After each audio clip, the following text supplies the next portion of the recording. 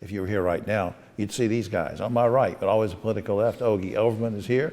David Daggett is here, who we salute for all his work in the community, and his partner Griff was on the show earlier talking about the program they're doing with Beyond Sports. David's very involved in that. And of course, Keith Granberry involved in many things to help the community. He's founder of Helping Hands Consultants. Guys, I don't want to spend a lot of time on this first thing, but since we covered the 6th District congressional thing so closely, as you know, Donald Trump offered a job to Mark Walker to get him out of the race because there was going to be a runoff with Walker and McDowell.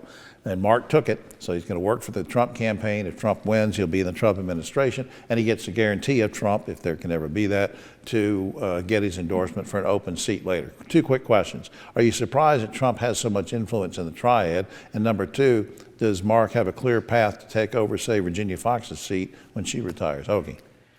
Well, I don't know if surprised is the word, more disgusted and just dismayed and sickened. Mark's just gutless. I can't believe the sway that Trump has over there. I mean, we thought Mark would have been he's already thrown him under the bus one time. Now, he would do it again easily. Trump will do that to somebody. David, your reaction? I think it's rigged. That's right. That was supposed to be funny. No. But who can predict politics? I mean, I don't know. It's weird. Surprise you, Keith? I'm surprised he has this much pull in the Triad, in the urban areas, but it doesn't surprise me at all. All right, Senator Bernie Sanders is introducing legislation that would create a standard 32-hour work week in which employees would be paid time and a half for any hours worked over 32 hours. Would you like to see this pass into law, and do you think it will, Ogie? Well, that's a lovely thought, but I don't think we're ready for a 32-hour. You don't think so? Anything after 32 is time and a half. That's a nice thought, but I don't see it happening. David? I think we're going to migrate towards some version of that. Really? Now, here's the sticking point. The time and a half for over 32 hours, I believe, at least in our present economic situation, will hurt low-paid hourly workers because those employers won't allow them to get the time and a half. Right, backfire on it. Keith, quickly. I think that it's not going to work, but I do think that now, since COVID, more people want to work at home than work in the office. All right, Virginia recently became the 2nd state to ban university legacy admissions. So this means that kids whose parents went to a public university will no longer get preferential treatment when applying to that school. Would you like to see that same ban apply here in North Carolina so that kids can't just get a free ride in there?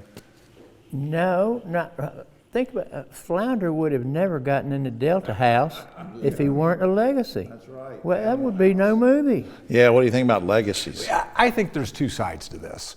Legacies can be good because they help promote particularly our state universities, which brings funding to the state universities, which means either state universities aren't going to have the same resources or the taxpayer has to pay more. The problem is when you connect legacy with donation money in getting in a student who's not qualified over another student who is. Keith, should we get rid of legacies? That's always been the case. Donation is going to get you into a university. Yeah. I'm not against legacies. I think it's okay, and it's not that many legacies that you have to make a difference. Yeah, you gave me a big donation. I got you $10 million, and you got me into UNCG. All right, here in North Carolina, as you know, we elect judges here. We elect judges. We've talked about this before, but now playing politics is getting more and more severe with judicial decisions. Very quickly, would you like to see judges appointed like they are in some states, or just keep electing them like we do here? Ogie. Well, if we could guarantee we would always have a Democratic governor, I'd be in favor of it. All right. But it wouldn't be any better than it is now. David. Well, Ogie's answer points out that appointing judges is just as political as electing them. I think we should go back to nonpartisan elections for judges and get rid of this out-of-state PAC money affecting elections. You don't even know, in those cases, you don't know what party they're in. Quickly, Keith, appoint or elect judges. I think you need to elect judges. Yeah, they need to be elected. Very quickly, the CEO of Kellogg's came under fire recently for suggesting that folks who are on a tight budget should eat cereal for dinner. Critics said, oh, that's insensitive, it's politically incorrect. Ostensibly, was there anything wrong with his statement? Ogie, quickly.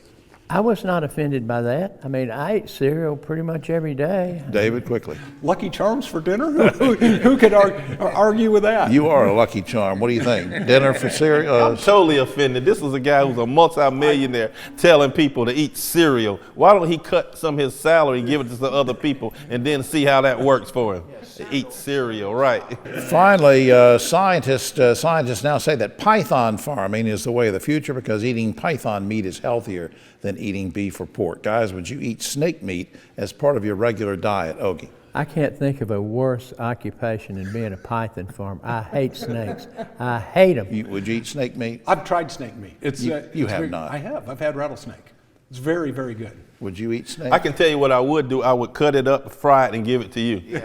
Well, you are what you eat. You are what you eat. All right, that's all the time we have. You worked on that one a long time. Yeah, it took a long time. You got me off. We'll be back next week.